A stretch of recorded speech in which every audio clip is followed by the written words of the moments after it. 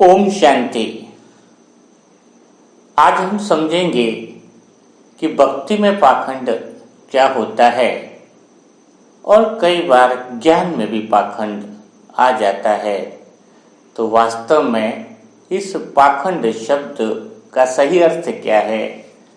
कई बच्चे भक्ति में तो पाखंड करते ही हैं, लेकिन कई बच्चे भगवान का ज्ञान समझने के बाद भी पाखंड करते हैं। ऐसा नहीं है कि भक्ति में ही पाखंड होता है, सबसे ज्यादा पाखंड ज्ञान में आने के बाद भी हो जाता है, जिससे भगवान का नाम खराब हो जाता है। तो आज इस बात को बहुत अच्छे से और गहराई से समझेंगे कि इंसान के अंदर यह पाखंड उत्पन्न कहाँ से होता है, पाखंड का सोर्स कहाँ से है, जो आत्मा के अंदर स्वतः ही उत्पन्न हो जाता है। तो चलो शुरुआत करते हैं कि पाखंड की शुरुआत कहाँ से होती है। तो जब आज पहले बात करेंगे कि ज्ञान के अंदर पाखंड, फिर उसी अनुसार हम भक्ति के अंदर पाखंड को भी समझ जाएंगे। पाखंड समझना इसलिए ज्यादा जरूरी है क्योंकि पाखंड के अंदर जितने विकर्म, जितने पाप जमा होते हैं, उतने पाप कहीं पर भी जमा नहीं होंगे, क्योंकि सबसे बड़ा जो विकर्म है वो है पाखंड। तो ज्ञान में पाखंड कैसे आ जाता है, सबसे पहले इसको हम समझते हैं कि जब भगवान के बच्चे बनते हैं और अनुभव होता है कि संसार में जो देह की कामनाएं करी है वो सारे दुख का कारण है। बहुत सारी आत्माएं दुखी होने के बाद परमात्मा शिव के ज्ञान में आ जाती हैं और उनको अनुभव होता है कि हमने जो भी कामनाएं करी, जो भी इच्छाएं करी, जिनके लिए सब कुछ किया, वो सब दुख का कारण है। तो तुरंत वो परमात्मा का ज्ञान समझने के बाद कुछ देर, कुछ दिनों तक भगवान के ज्ञान को सुनने के बाद वह कामनाएं वो छोड़ने चालू कर देते हैं। कामनाएं बहुत प्यार से इसलिए छोड़ते हैं क्योंकि उनको लगता है कि यही कामनाएं दुख का कारण है। कामनाएं यानी त्याग करना। वह कई बार विकारों का त्याग करते हैं, कई बार स्थूल जो भी आदतें हैं, जैसे कि बाबा ने बोला कि बाहर की चीजें नहीं खानी है ना, तो तुरंत ऐसे छोड़ देते कि भगवान ने कहा है तो मुझे छोड़ देना है। ऐसे काम विकार का त्याग, ऐसा कुछ भी तरीके की चीजें हैं जिनका त्याग करना है ना। लेकिन कुछ समय के बाद क्या होता है कि वह ज्ञान में चलते चलते उन कामनाओं को, उन श्रीमत की भी पालना करते हैं। बाहर का खान पान छोड़ना है या फिर जिस तरह से बाबा ने श्रीमत दे दी है। तो लेकिन कुछ समय के बाद उनको लगता है कि हमने तो कामना इसलिए छोड़ी थी ताकि हमारा दुख जो है वो इन्हीं कामनाओं की वजह से है, तो जिससे हम पर हमारा दुख तो खत्म नहीं हुआ। तो कामनाओं को अंदर दबी रहती हैं और धीरे धीरे 6 महीना हुआ, साल भर हुआ और फिर वह वापिस उसी के अंदर चले जाते हैं, क्योंकि अंदर से तो उनको लगता है कि मैं तो इससे ज्यादा दुखी हो गया हूँ, यानी कामनाओं को दबाने से ज्यादा दुखी हो गया हूँ, और फिर वो कामनाएं वापिस पूरी करते हैं। लेकिन अब की बार क्या होता है, क्योंकि बाहर तो सबको बता दिया कि हमने इन सब चीजों को त्याग कर लिया है, अब सबके सामने तो वो सारे काम कर नहीं सकते हैं। अब वह काम कब कर रहे हैं? चोरी छुपे यानी अकेले में कर रहे हैं, ताकि लोगों को यह भी पता न चले कि हमने मतलब वापिस इन चीजों को अपना लिया है। तो ये जो बीच का जो समय है कि चोरी छुपे वही सारी कामनाएं पूरी करना, जो लोगों को दिखा रहे हैं कि कामनाएं हमने छोड़ दी हैं, तो चोरी छुपे फिर वही काम करना, इसी को कहते हैं पाखंड। क्योंकि अब क्या हो रहा है, क्योंकि उसको अंदर से तो पता है कि मैं गलत कर रहा हूं लोगों को। जैसे उदाहरण के लिए बाहर का खान पान नहीं खाना है, तो कोई आत्मा ने तय कर लिया कि अभी मुझे तो श्रीमत पर चलना है, और बाहर के खान पान से विचार अलग होते हैं जिसकी वजह से हमें दुख मिलता है।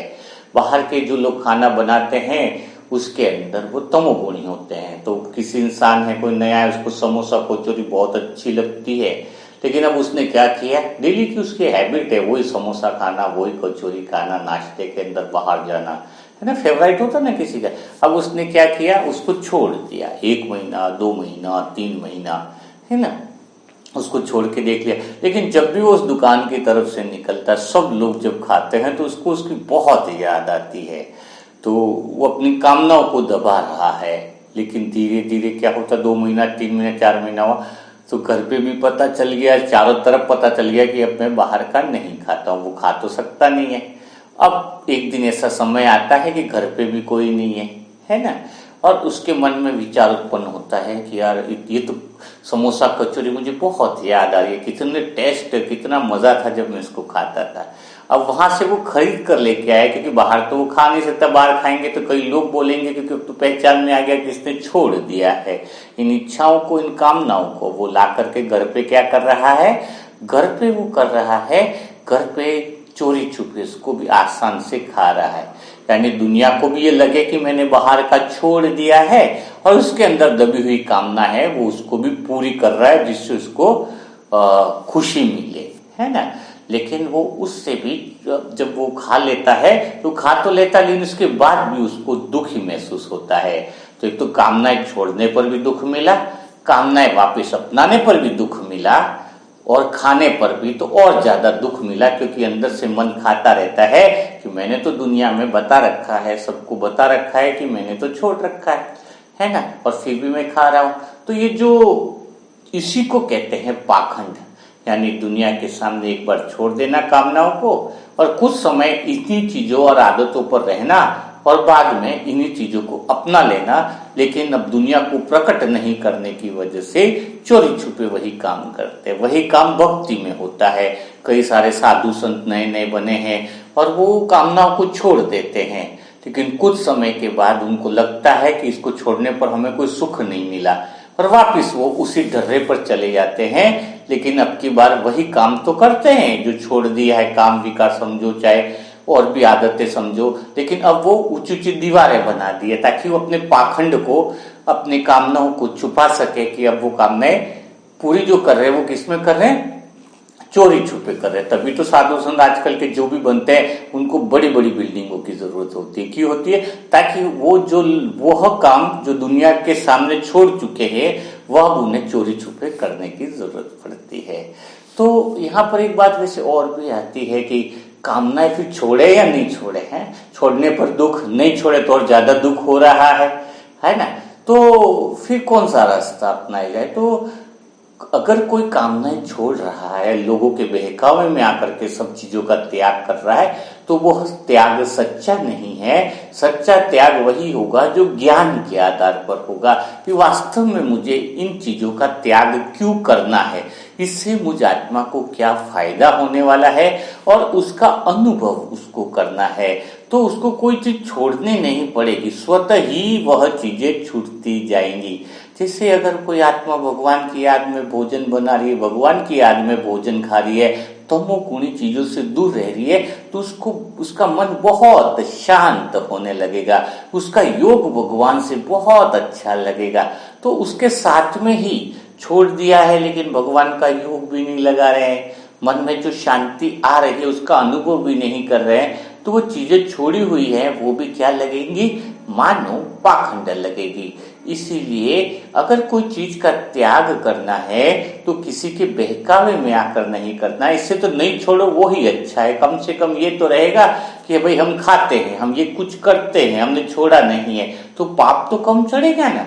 लेकिन सच्चे दिल से अगर छोड़ना है तो सच्चा ज्ञान जरूरी है। बिना ज्ञान के जो त्याग किया जाता है वो सच्चा त्याग हो ही नहीं सकता है। जब आत्मा को सच्चा ज्ञान आ जाए कि इसको छोड़ने से मुझे फायदा है, इसको छोड़ने से मेरे मन के अंदर शांति आने वाली है, इसको छोड़ने से मेरा मन भगवान में मगन होने वाला है, तभी वो चीजें छोड़ना सार्थक साबित होता है। तो आप सभी आत्माओं को मैं आत्मा यही कहना चाहूंगी कि ज्ञान से और समझ के आधार पर आप जब चलोगे तो ये चीजें छोड़नी नहीं पड़ेगी, स्वतः ही काम विकार भी छूट जाएगा, स्वतः ही बहुत सारी चीजें ऑटोमेटिक आपसे छूटती जाएंगी। आपको पता ही नहीं चलेगा कि आपने सब चीजें छोड़ी कब और कैसे छूटी। तो जितना हो सके इन बातों को समझने का प्रयास करना चाहिए। ज्ञान की तलवार ही सबसे ज्यादा पावरफुल तलवार होती है। कहते हैं ना, म्यान कितनी भी अच्छी हो लेकिन अगर उसके अंदर तलवार अच्छी नहीं हो तो वो म्यान किस काम की। वैसे शरीर रूपी ढांचा कितना भी सुंदर हो, अंदर आपके ज्ञान की तलवार अगर मजबूत न हो तो फिर फायदा किस बात का, है ना।